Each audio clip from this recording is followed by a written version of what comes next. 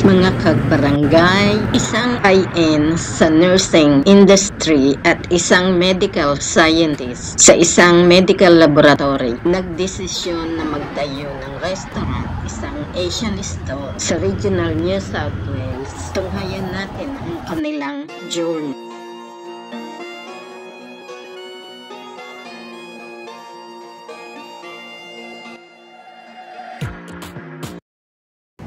Nagpunta pa ako ng Wambayan eh.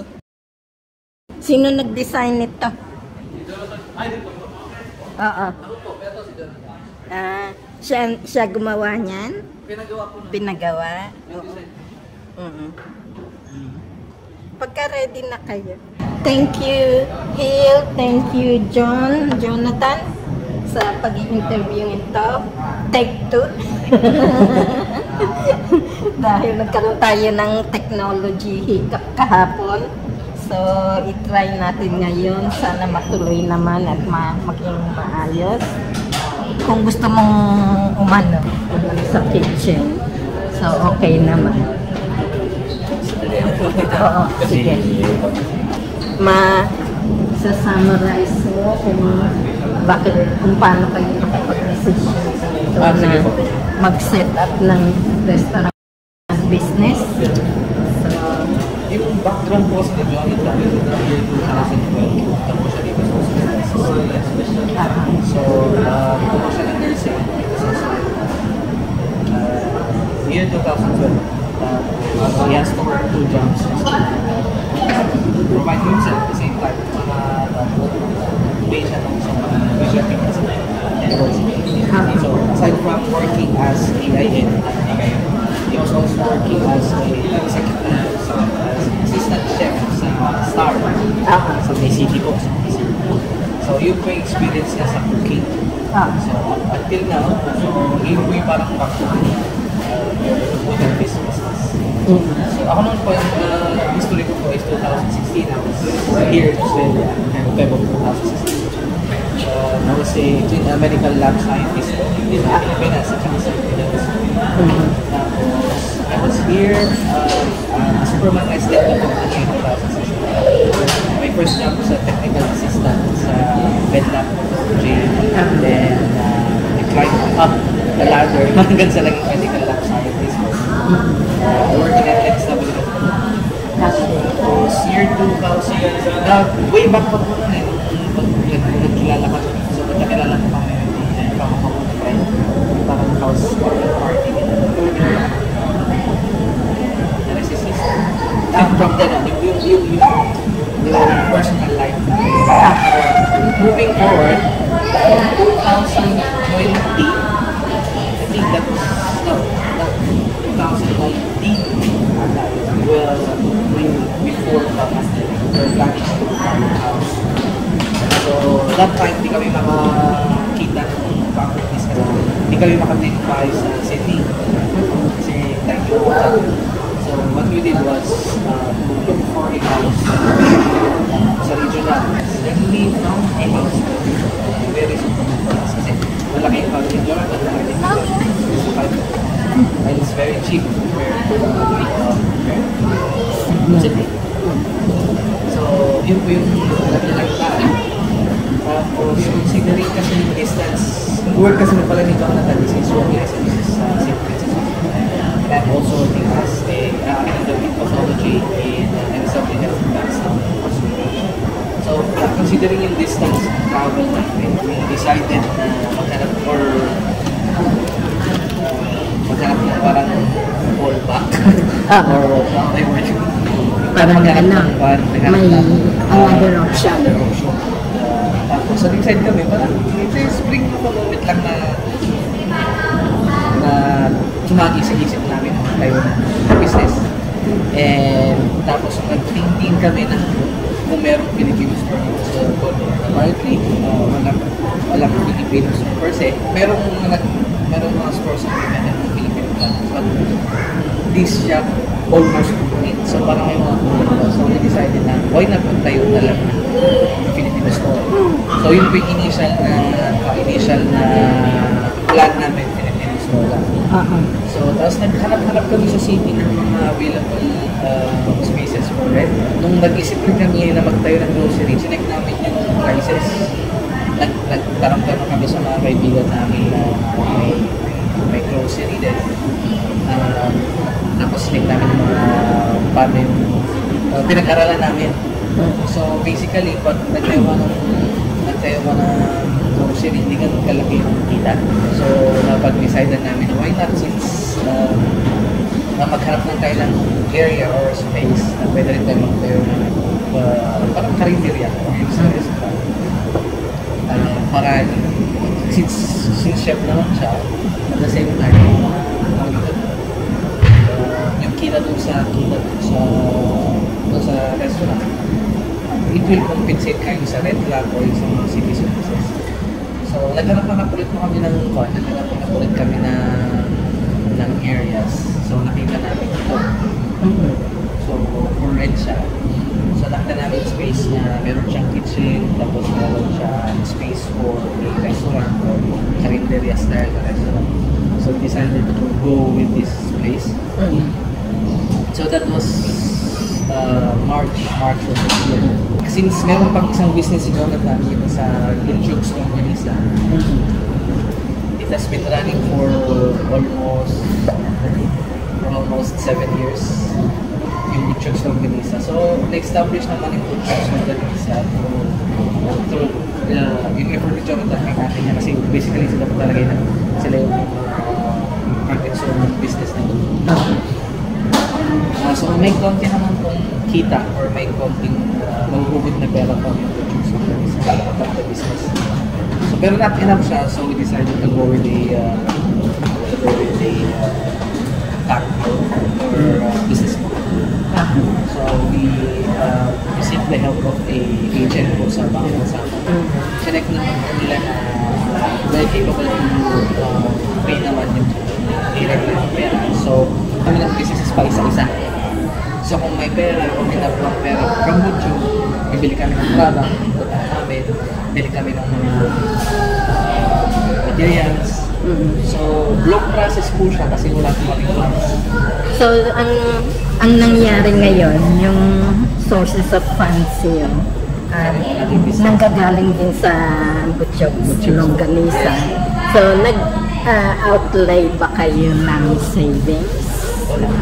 Wala. So, ang talagang hope ninyo ay yung business loan.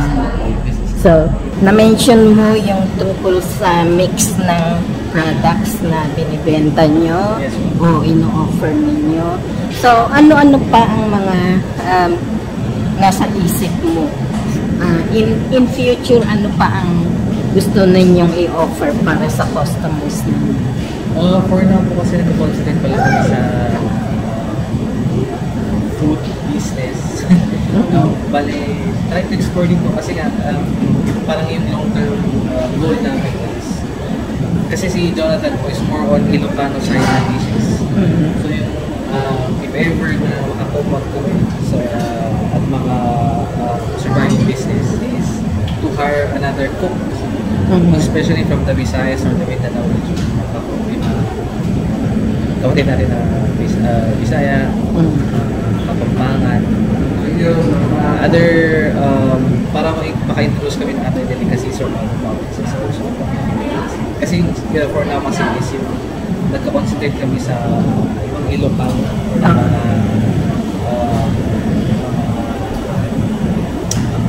food from the northern region.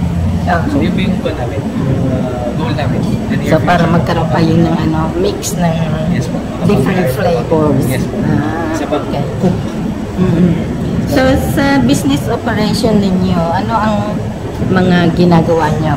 For example na bawa environment related, yung mga ganyan ba? So sa mga practices ninyo? Ay, sa amin po kasi is yung sa mga products po namin, nag-impact po ng mga meats and vegetables. So always fresh po siya. Kasi for example, kasi ako po is nag-work ako sa Sydney. At the same time si Jonathan nag-work sa Sydney. So every now and then, pumunta kami sa Sydney, ako yung nag-market, tapos pumunta ako dito, tapos pinipare din ako. So after duty ko sa hospital, then out ako dito, nagdadala ko na yung mga vegetables or yung mga meats na kailangan. Yung mga yung mga pinipreserve namin, or yung mga nandyan po sa freezer namin, so yung mga bata. Yan yung sa lechon, kasi kailangan nilang ma-overnight sila ma-grind or ma-overnight po sila mababad dun po sa mixture sa lechon, sa bata. So, but kung ganun po, yung mga ibang delicacies na yun po, as much as possible, fresh na sinaserve namin. So always po, binibili siya sa sinunod. Para sa food safety pati. Yes po, para sa Cabramatta. After every shift po, Cabramatta, o ng gulay or sa Fleming Toad gulay, early morning Fleming Toad, then afternoon after ng shift, dadali po rin preparation for tomorrow's dish. Sa mga practices ninyo, mayroon ba kayong mga ano, halimbawa, yung mga environmentally friendly na mga ginagamit ninyo, mga supplies? Yung chicken po namin is halal po siya. So may certificate po yung chicken na ginagamit namin. So kumuha po kami ng certification. Bakit halal lang natin? Kasi para po makater po lahat ng religion. Kasi especially pag yung chicken po kasi mga sa kapatid natin mga gusto nila yung chicken na yung certified na halal. So at least meron po kami represent sa kanila na halal yung chicken. Sinaserve. So tapos mga supplies ninyo, yung mga packaging, yung mga pag makita niyo po dun sa freezer namin at sa chiller namin, meron po kami temperature control. At the same time, nililabel po namin every item. So, may pinasok po kami, nakalabel po yung kailan namin pinasok. At may in-open po kami na product, let's say yung sa mga chips or yung mga frozen na mga mixed vegetables. Didiktan po namin kailan siya na-open. Tapos dapat nasa freezer lang siya for 5 days. After 5 days, dapat po namin kahit okay pa siya. Kasi yung mga panin yung mga vegetables. Tapos yung mga consumables nyo, kinukonsider din ba ninyo yung environment na kapares ng mambawa yung mga takeaway containers? Ayos po, yung mga container namin yung sa yung mga plates mo namin, makita niyo po is sa bamboo. Bamboo bead siya. So, mga sustainable products. Sustainable products. Tapos yung mga may bibili po sa amin ng mga groceries is gagawin po namin is paper bags. So yung mga ano halimbawa nabanggit mo yung mga ibang legal requirements, so at saka pati sa food hygiene, and then yung business ninyo na check ng council, so yes, yung mga ganyan. Bali ako po kasi from the Philippines 2015. Galing po kasi ako Abu Dhabi as a scientist, lab scientist. Then when waiting for my permanent residency po sa year, way back 2000, nag-work ako sa Dole as a safety officer. Okay. So, chinek ko po muna lahat ng safety sa building from safety, yung mga evacuation exits. Meron po kami mga signages, mga fire hazards, issues, tsaka environmentally friendly yes, po. practices, tsaka products na ginagamit niyo. Yes, po. So, ngayon yung halimbawa sa business naman ninyo, may iba pang mga requirements na pares ng mga assurance na maaaring optional, pero kumukuha din ba kayo ng yung insurance? sa gas po namin, may insurance po yan. Sa burner, NATO may insurance. Business may insurance. Tapos, meron po talaga insurance kasi. Long term, nabanggit mo na pwede kayong kumuha ng isa pang chef na may ibang set of skills na kapares ng magluluto ng mga Visayan food, ibang Tagalog food, yung mga ganyan. So, long term, ano pa ang ibang yung Yung long term po namin dito is mag-survive. Yun lang po talaga. Kasi taking itong... Yun ang short term. Kasi kailangan niya mag-survive from now. Ganun ang yun. So, pero long term, halimbawa, business expansion, yung sa ngayon po alam ko po sa isip namin yung sa business expansion. Bago pa lang po namin, parang weeks pa lang po namin. So, ang plan lang po namin na yun is survival po talaga. Kasi ang hanap po talaga yun kasi taking view sa akin po from working full time. So, nakalip lang siya. Nakasurvive kami kasi nakalip siya. ko po, I can't handle my job kasi meron may family. So pag off ko, everyday ko na-travel, everyday, almost everyday can travel ko from city to here para kahit konti malaki. At the same time, kasi family business lang po kami, kasi yung plan yung family niya, kami namin po talaga nagagaling. Ganun naman. So, kasi sa talagang, ang gagawin mo naman limited resources kasi yung capital, yung ganyan. So, whatever you do, discard mo na yun sa business. So, parang yun ang inaalam natin kung paano nyo susolusyonan, and then, paano kayo magsusurvive. So, kasi mga projects namin kasi dito here is, kahit i-compare mo siya sa Sydney prices, magka-price lang kami sa Sydney price. Hindi pa po sa amin kasi naging consideration ng distance at Sydney pa namin kinukuha. Petrol, yung manpower, saka yung nag-hire pa kami ng van from Sydney Gold Bank. So, hindi namin tinataas yung presyo namin kasi gusto namin maging competitive yung price namin. Pero hindi mo magagawa kasi regional kayo. May cost ng transport. At saka may kailangan din ng mga tao kung halimbawa gano'n. So yung parang initial price namin dito, yung parang nagkalang price namin, simply price yun. Okay, i-check yun po sa price. So, pwede naman ninyong i-adjust yun later. The near future po, i-adjust po talaga namin. Kasi siyempre yung cost of yung shit sa travel, kailangan yung cost of distance, transport, yung mga ganyan. So, ngayon yung ano ninyo, dahil bago pa lang kayo as kapares ng nabanggit mo, parang 5% yung marketing ninyo. So ngayon, nagli-leverage kayo ng inyong marketing through social media. Masyado, malaking help po yung social media kasi we're marketing on social media, most especially sa Facebook. Kasi sumasali kami sa mga groups dito sa Goldberg, sa Southern Paperlands groups. Para ma-introduce sa mga Filipino community, nagtayo kami ng small business. Completed sa mga Filipino community here in Goldberg. Tapos yung ano naman ninyo na halimbawa yung mga needs ninyong iba na pwede nyong makagamit kayo ng government resources.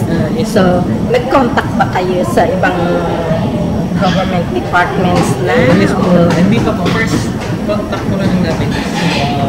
Yes po. Nag-contact kami. Dito sa government. Sa machinery pa lang. Wala sila provide. Na-provide lang po nilang government is itong fridge. So, yung tulong nila sa amin. So, sa New South Wales government yan.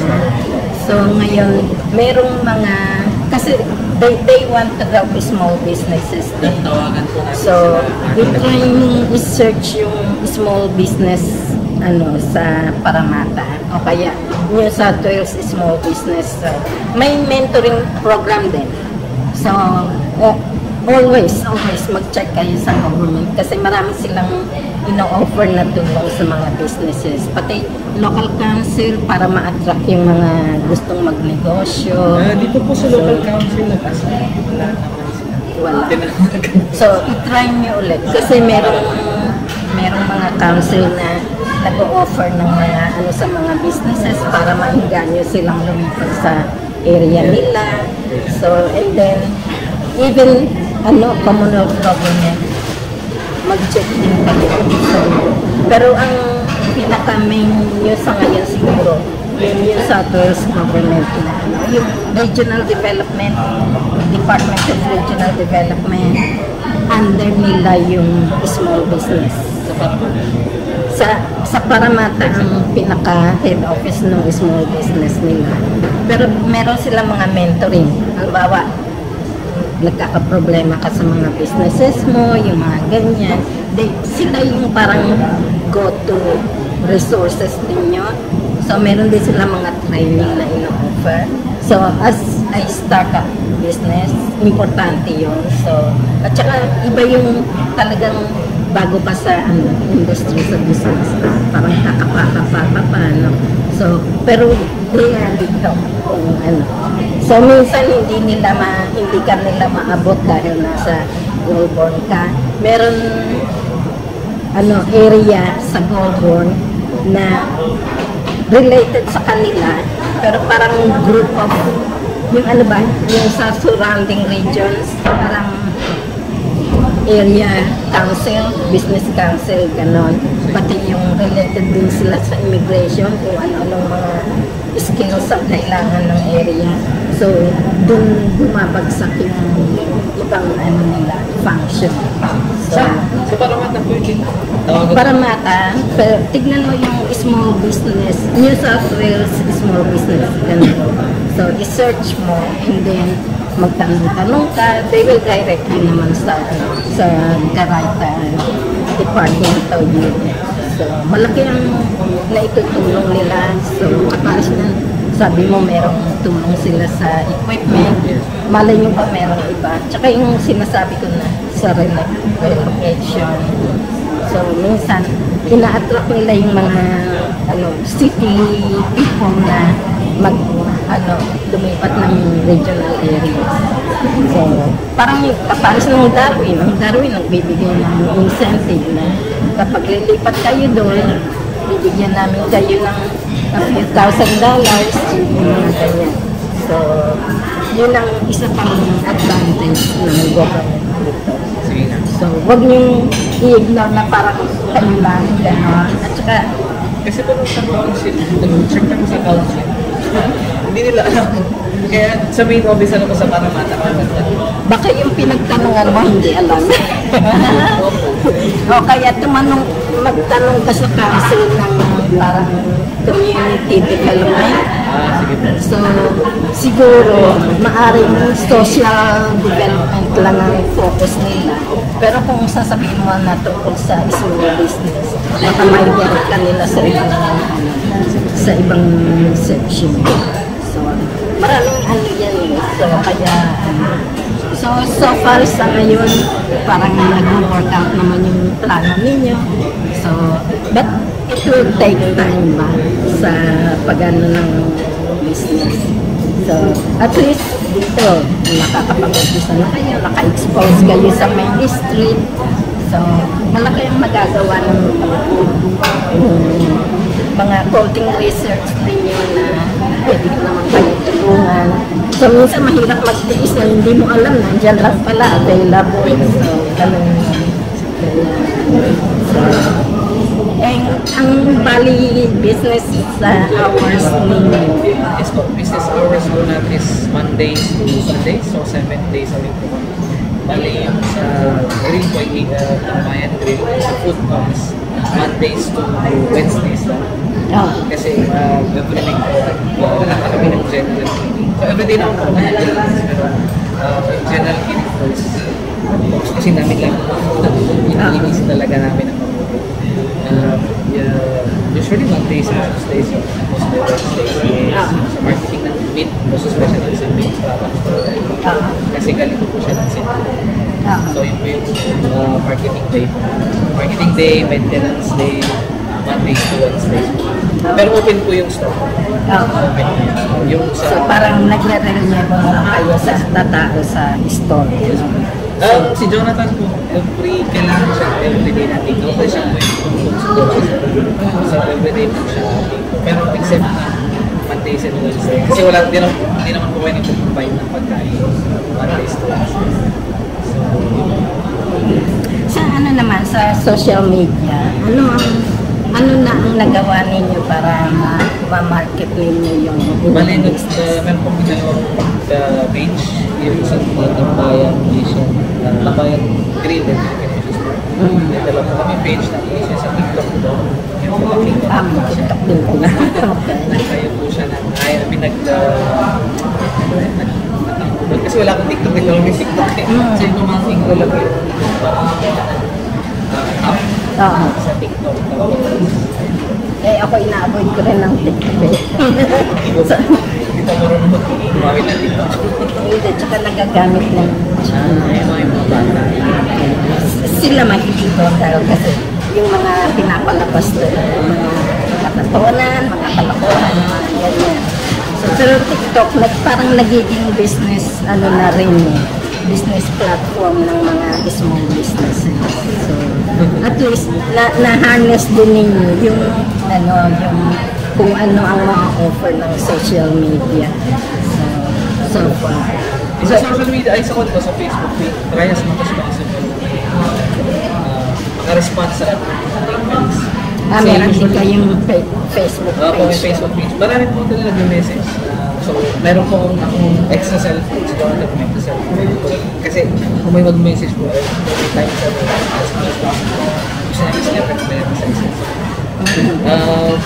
Siguro po, 90% nare-reply namin. Siguro most of the time po kasi rin sa pag-ayos. Kasi 2 weeks pa lang. Ay, talagang gano'n. So, minsan mga lang, a few hours lang ang tulog mo minsan interview.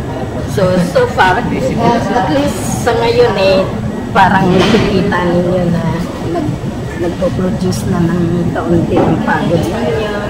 So, maraming dumadating. Yes po. Mas especially weekend po kasi kami bumabawi ng call.